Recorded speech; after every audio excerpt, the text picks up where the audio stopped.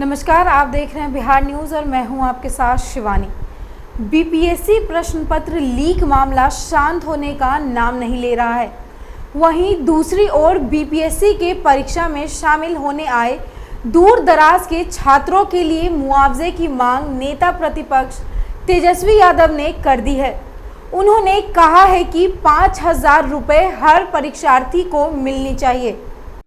Sir, हम तो बोले हैं भाई, तो बहुत ही दुखद खबर है और इसके लिए तो जो दोषी है उस पर कार्रवाई होनी चाहिए। छात्रों के भविष्य के साथ खिलवाड़ किया जा रहा है और आओ विलम्ब जो है, दूर दराज से लोग आए हैं इस महंगाई के ज़माने में अपना पैसा खर्च करके परीक्षा दें, तो 5,000 सरकार जो है कम से कम मुआवजा दे। शिक्षक बहाली पर भी बहुत सारे हर जगह कौन सी ऐसी बहाली है जिसपे सवाल ना उठा हो और जिसको हम लोगों ने विधानसभा में ना उठाया हो, सड़कों पे जिन्होंने लाठी ना खाया हो, ऐसा कौन सा है। मुंगेर के सशक्त फाउंडेशन के सचिव गौरव शर्मा के नेतृत्व में हजारों की संख्या में युवा बुजुर्ग सहित मुंगेर के गणमान्य लोगों ने मुंगेर से पटना के लिए प्रस्थान किया।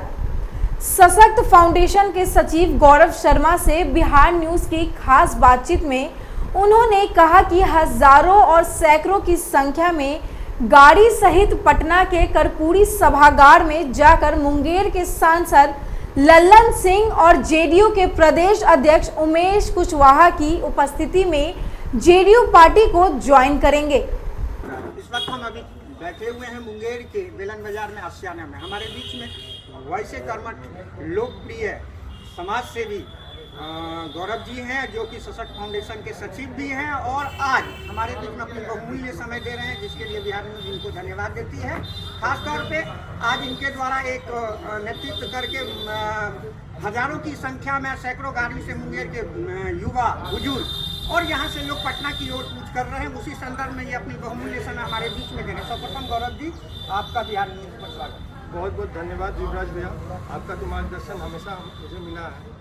मैं एक बात कहना चाहूँगा, मैं सशक्त फाउंडेशन के सचिव के नाते ये कहना चाहूँगा कि विगत 2 वर्षों में, पिछले 2 वर्षों में जो भी मुंगेर और हमारे देश को जो त्रासदी से का सामना करना पड़ा, उसमें युवाओं को आगे बढ़ना था, युवाओं को अपना योगदान देना था।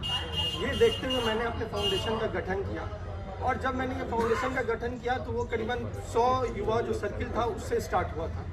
धीरे धीरे वो कार्य देखते हुए वो 100 कब हजारों में तब्दील हो गया, ये मुझे आज तक एहसास नहीं हो रहा है कि ये कैसे हुआ।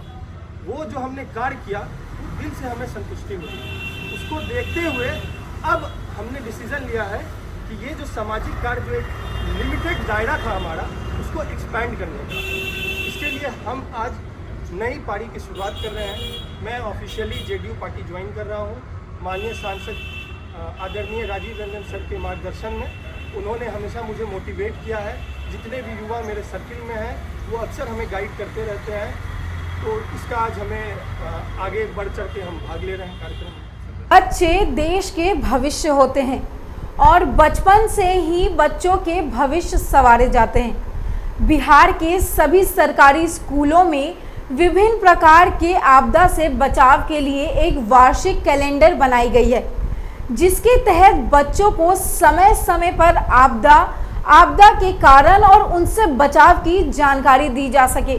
वहीं बेगूसराय जिले के बछवाड़ा प्रखंड में एक स्कूल है, जहां प्राचार्य अपने स्कूल को सभी तरह से सुसज्जित कर बच्चों को अलग अलग तरह से शिक्षा दे रहे हैं। टाइम से पहले आता हूँ, टीचर जी तब स्कूल टाइम से पहले खोल देते हैं। मुझे और मेरे विद्यार्थी को सबका अभी खेल कूद नाच गीत से पढ़ाते हैं। समय पर हमारे स्कूल आते हैं, शिक्षक टीचर सब समय पर आके क्लास खोल देते हैं। आते हैं तो खेलते हैं, गीत होता है, संगीत होता है, सब नाचते हैं। जिसको नाचने नहीं आता है मैडम उसे सिखाती है। और कहानी, कविता, मोटू पतलू, जैसे मोटू पानी रखने रहता है, पतलू छाता, उस माध्यम से सबको बताया जाता है कि गर्मी से बचने के लिए पानी और छाता की ज़रूरत पड़ती है। इसीलिए सब बच्चे पानी और छाता को पास रखने चाहिए। गर्मी से बचने के लिए। और डांस, संगीत, गीत होता है क्लास में तो सबको बहुत अच्छा लगता है और आनंद आता है। मानी लोग हर जन लोग है ना एटा पर जाहन भट्टा एटा पारे लगिया बाल बच्चा के सवेरे भेजा दे नहा भीज के स्कूल समय पर खोलबे करत 6:30 बजे। मॉर्निंग पढ़ाया भी पढ़ाई अच्छे चल रही बाल बच्चा के दिया पर आता है दीदी सब स्कूल वाला पढ़ाने के लिए समय पर पढ़ता है, पढ़वाता है। हम सब हरिजन है, भट्ठा ईटा पर ईटा पढ़ने के लिए ईटा पर के आता है, बाल बच्चा के खिलाता है। और चारों पट्टी है हरिजन। भीषण गर्मी पड़ रही है जिसमें कि हम सभी परेशान हैं और बच्चों का क्या कहना, छोटे छोटे बच्चे हैं। लेकिन क्या होता है बच्चे समझते नहीं इस चीज़ को, लू लग जाएगी या बाहर खेलने चले जाते हैं। तो इसके लिए मैंने सुरक्षित शनिवार जो कि हमारे विद्यालय में चलता है उसके तहत मैंने एक दिन मोटू और पतलू कार्टून कैरेक्टर को बुला के और बच्चों के बीच जानकारी दी। तो बड़े बच्चे जो थे खुश हो गए और बहुत जल्दी समझ गए। उस दिन से क्या हुआ, सारे बच्चे अपने साथ बोतल में पानी लेके आते हैं घर से और समझने लगे हैं कि नहीं गर्मी में हमें बचना चाहिए लू से या लू लग जाएगी। इस तरह की बात समझ में आ गई है बच्चों को। अररिया के नए डीएम के रूप में इनायत खान ने अपना पदभार ग्रहण किया। तत्कालीन डीएम प्रशांत कुमार सीएच ने अपने कार्यकाल में इनायत खान को डीएम का पदभार सौंपा। डीएम का पदभार ग्रहण करने के साथ ही नए डीएम इनायत खान ने बताया कि शेखपुरा से स्थानांतरण होने के बाद ही इंटरनेट के विभिन्न सूत्रों के माध्यम से अररिया जिले के बारे में उन्होंने जानकारी ली है। सबसे पहले मैं आप सबका धन्यवाद करती हूँ। अररिया मैंने अभी जस्ट पदभार ग्रहण किया है। अधिसूचना के बाद इस जिले के बारे में इंटरनेट और अन्य माध्यमों से जानने का प्रयास मैंने किया। तो पहले तो सबसे इम्पॉर्टेंट प्राथमिकता विधि व्यवस्था ही रहेगी। उसके बाद सरकार की जितनी भी विभिन्न कल्याणकारी योजनाएं हैं उनका जो इम्प्लीमेंटेशन है वो प्रॉपर तरीके से हो, पूरे पारदर्शी तरीके से हो। और इससे पहले भी जो मेरा प्रयास रहा है पूर्व के अपने प्रशासनिक अनुभव में कि जनता की भागीदारी बहुत ज़रूरी है। वो तो जन भागीदारी पे हम लोग करते हैं विशेष, उसी के तहत उनसे मिलना, क्षेत्र भ्रमण इत्यादि वो है। तीसरा महत्वपूर्ण बिंदु है मैं शिक्षा और जो जीविका के क्षेत्र में लोग उद्यमिता इत्यादि कैसे बढ़ाएं, क्योंकि जो मैंने आते में भी देखा वो मुझे लगा कि यहाँ पे वो काम का काफ़ी स्कोप है। और मेरा प्रयास रहेगा कि सभी के सहयोग से, अपनी टीम के सहयोग से हम लोग इस काम को अच्छे से कर सकें। गया शहर के विष्णुपथ थाना क्षेत्र के पंत नगर में किराए के मकान में रहने वाले अतरी ब्लॉक के एक बर्खास्त कर्मचारी उदय शंकर की संदिग्ध स्थिति में मौत का मामला सामने आया है। पुलिस और परिजनों के मुताबिक फांसी लगाकर खुदकुशी की गई है। फिलहाल पुलिस पूरे मामले की जांच कर रही है और शव को पोस्टमार्टम के लिए मगध महिला अस्पताल भेज दिया गया है। फिलहाल पोस्टमार्टम रिपोर्ट के आने के बाद ही कुछ स्पष्ट हो पाएगा कि ये हत्या है या फिर खुदकुशी। थाना पर जाकर सूचना दिया कि मेरे मामा फांसी लगा के आत्महत्या कर ली हैं, जो मानसिक रूप से ग्रसित है। कौन है, कहाँ के रहने वाला है ये ऐसे रहने वाले प्रॉपर रोहतास जिला वाले गुरु हैं। अच्छा, है ना, ये किराए के मकान में रहते हैं। कितने वर्षीय हैं, क्या ये करीब 53 वर्षीय व्यक्ति हैं। क्या करते हैं ये पूर्व मैंने ब्लॉक में कर्मचारी थे जो फिर अति हो गए हैं, मैंने बर्खास्त है। क्या नाम है इनका? क्या नाम है भैया? उदय शंकर, श्री उदय शंकर। कब ये फांसी लगा, कुछ पता चला कि नहीं? अभी हमको मैंने सूचना मिली 1 घंटा पहले। अररिया के फारबिसगंज में दिन दहाड़े हथियारबंद अपराधियों ने कलेक्शन एजेंट से 9 लाख रुपए की लूट की घटना को अंजाम दिया। लूट के समय अपराधियों ने 1 राउंड फायरिंग भी की। घटना की जानकारी मिलते ही फारबिसगंज थाना अध्यक्ष निर्मल कुमार यादवेंदु दल के साथ मौके पर पहुंचकर घटना की जानकारी में जुट गए हैं। क्या नाम हुआ अपना? मनोज कुमार। पिताजी का नाम? उदय खान। कहाँ घर हुआ? Badesar ward number 4। क्या घटना हुई है? अमेजन से कैश लेकर के निकले हैं यहाँ, बस जो अपराधी था हथियार के बल पर। कहाँ से रुपये लेकर निकले? अमेजन ऑफिस है। हाँ, रुपये किसका था? Amazon office. कहाँ लेके जा रहे थे? बैंक। कौन बैंक? अकेले? किस ढंग का रुपया था ये? वो जो बुकिंग होता है उसका पैसा जो मिलता है। अच्छा, बुकिंग वाला पैसा था। क्या बैग में था पैसा आपका? कैसे कैसे से घटना घटा? जैसे यहाँ पे कहाँ, यहाँ कहाँ पर है? रोड के सामने। ठीक है।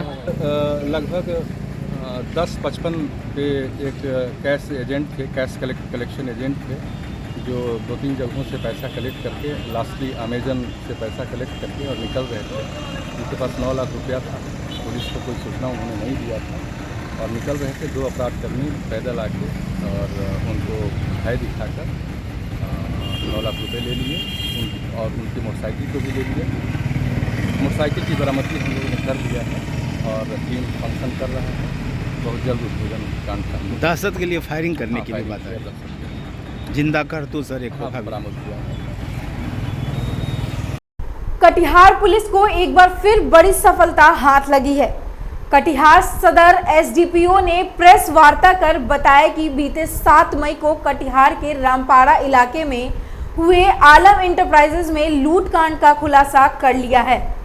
इस मामले में पुलिस को बड़ी सफलता महज घटना के 36 घंटे के बाद हासिल हुई है। बताया गया कि आरोपी को गिरफ्तार कर लिया गया है। 7 तारीख को करीब 2:45 बजे दिन में रामपाड़ा में थोड़ा सा उस समय थोड़ा शांति हो गया था, तो मैं वहाँ आलम इंटरप्राइजेज के मालिक जब अपने काउंटर पे रुपया मिलान कर रहे थे बिक्री का, उसी समय 2 अपराधी और टोटो चालक के पास के सहायता से पहुँचे और पिस्टल का भय दिखाकर 20,000 रुपया काउंटर से छीन लिया। शहर की घटना थी, लोग थोड़ा सा ये हो गया कि शहर से ऐसे हो गया।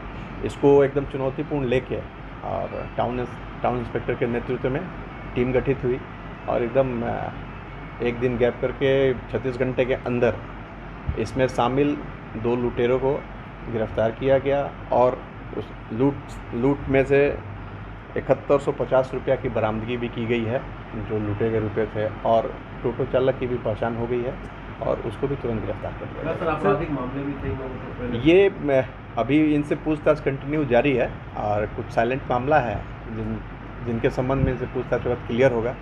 पटना के जननी कार्यालय में कई वर्षों से विभिन्न पदों पर काम कर रहे कर्मचारी को हटा दिया गया, जिससे आक्रोशित क्षतिग्रस्त कर्मचारियों ने धरना दिया। संस्था से उदासीपीन को देखते हुए कार्यालय से मुख्य गेट पर धरना प्रदर्शन किया गया और सभी हटाए गए कर्मचारियों को काम पर वापस लिए जाने की मांग की गई। लेना होगा, किए गए कर्मचारियों को हर हाल में काम पर वापस लेना होगा, लेना होगा, लेना होगा। गरीब लोगों पर जुल्म अत्याचार करना बंद करो, बंद करो, बंद करो। इनकलाब जिंदाबाद, जिंदाबाद, जिंदाबाद, इनकलाब जिंदाबाद, जिंदाबाद, जिंदाबाद। खून देंगे, जान देंगे, अपनी मांगे लेके रहेंगे, देंगे, जान देंगे, अपनी मांगे लेके रहेंगे। इनकलाब जिंदाबाद, जिंदाबाद, जिंदाबाद, इनकलाब जिंदाबाद, जिंदाबाद। अपना निजी स्वार्थ में जनने का फंड का दुरुपयोग करना बंद करो, बंद करो। और फिलहाल इस वक्त के बुलेटिन में इतना ही। बने रहें बिहार न्यूज के साथ। नमस्कार।